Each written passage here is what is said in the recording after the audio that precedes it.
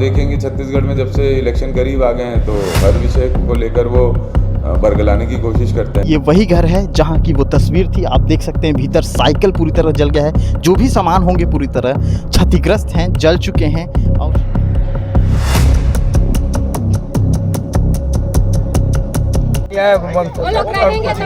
अब जान के बदले तो आप जान भी नहीं दे सकते, गवर्नमेंट भी नहीं दे सकते। छत्तीसगढ़ का बेमेतरा जिला और वहां का बीरनपुर इलाका आप सभी जानते हैं कि वहां सांप्रदायिक हालातों और जख्मों ने किस तरह से लोगों के एक दिलो दिमाग पे गहरा असर छोड़ा है। 8 तारीख की पहली घटना होती है जिसमें एक युवक की लाश मिलती है, उसके बाद उसके ही अगले दिन 2 लोगों की और लाशें मिल जाती हैं। उसके बाद सांप्रदायिक हिंसा और तनाव का वातावरण वहां निर्मित होता है। कुछ जगहों पे आगजनी की भी घटनाएं होती हैं।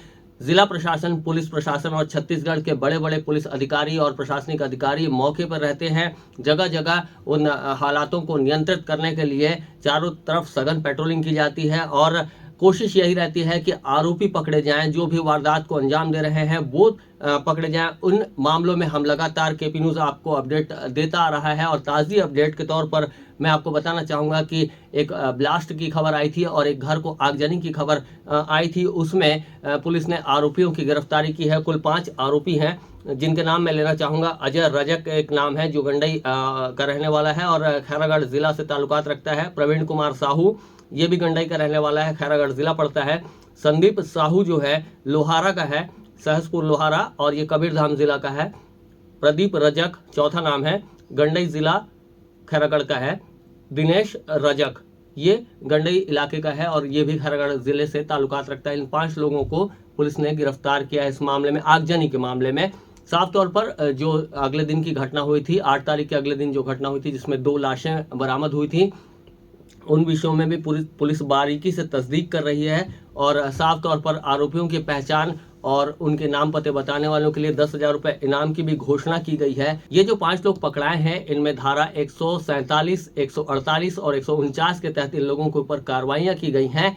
तो इस तरह से लगातार जो अपडेट है हम आप तक क्लियर करते जा रहे हैं। और साफ तौर पर एक और अपडेट नहीं आई है, जैसे कि इन घटनाओं के बाद से साफ तौर पर इलाके का वातावरण और जो जनसमूह है ये डिमांड करता आ रहा था कि कांग्रेस का पक्ष इस घटना पर नहीं आ रहा है। कोई भी कांग्रेस का बड़ा नेता या मंत्री या विधायक या कोई भी जिम्मेदार जननेता इस मामले पर बोलना नहीं चाह रहा है। तो मुख्यमंत्री के बोलने के बाद में छत्तीसगढ़ के प्रवक्ता देवेंद्र यादव ने इस बारे में टीका टिप्पणी की है और साफ तौर पर इन मामलों को कहा है कि छत्तीसगढ़ सरकार ने पूरी तरह से संवेदनशीलता बरतते हुए सारे मामलों की हैंडलिंग की है और जो भी दोषी हैं उन आरोपियों को सलाखों के पीछे पहुंचाने की कोशिशें की गई हैं और आगे भी की जाएंगी। साफ तौर पर भाजपा सरकार के नेताओं और आंदोलनरत लोगों के खिलाफ देवेंद्र यादव ने प्रखरता से अपनी बातें रखी हैं और उनका कहना है कि इस तरह के सांप्रदायिक हालात जो निर्मित किए गए वो एक सोची समझी रणनीति के तहत हुआ है।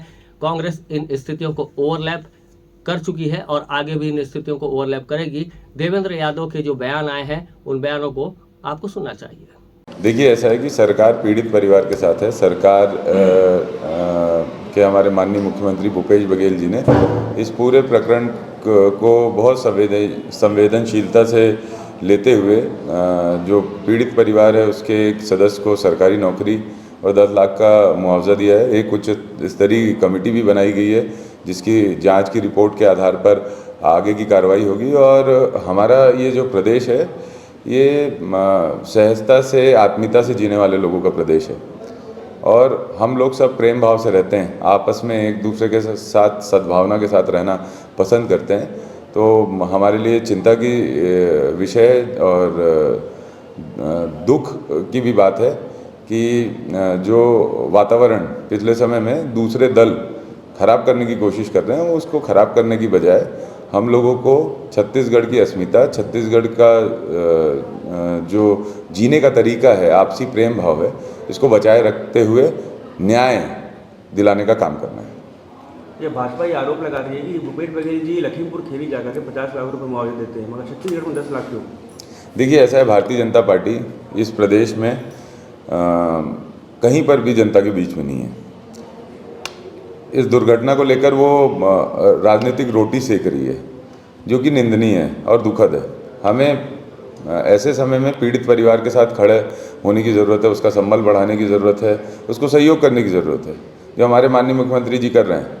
लेकिन ये भड़काने की कोशिश कर रही है भारतीय जनता पार्टी।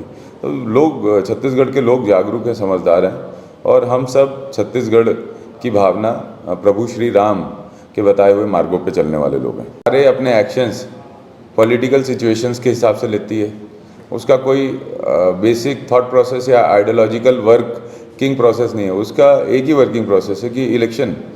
आप देखेंगे छत्तीसगढ़ में जब से इलेक्शन करीब आ गए हैं तो हर विषय को लेकर वो बरगलाने की कोशिश करते हैं। आप समझिए, एक छत्तीसगढ़ की संस्कृति के हिसाब से एक लकड़ी की जो माला बनती है, उसको सोने की माला बोल के उस घर घर ये संदेश पहुंचा दिए। तो भारतीय जनता पार्टी कुछ भी कर सकती है। मैं उनकी कार्यप्रणाली के बारे में और ज़्यादा नहीं कहना चाहता।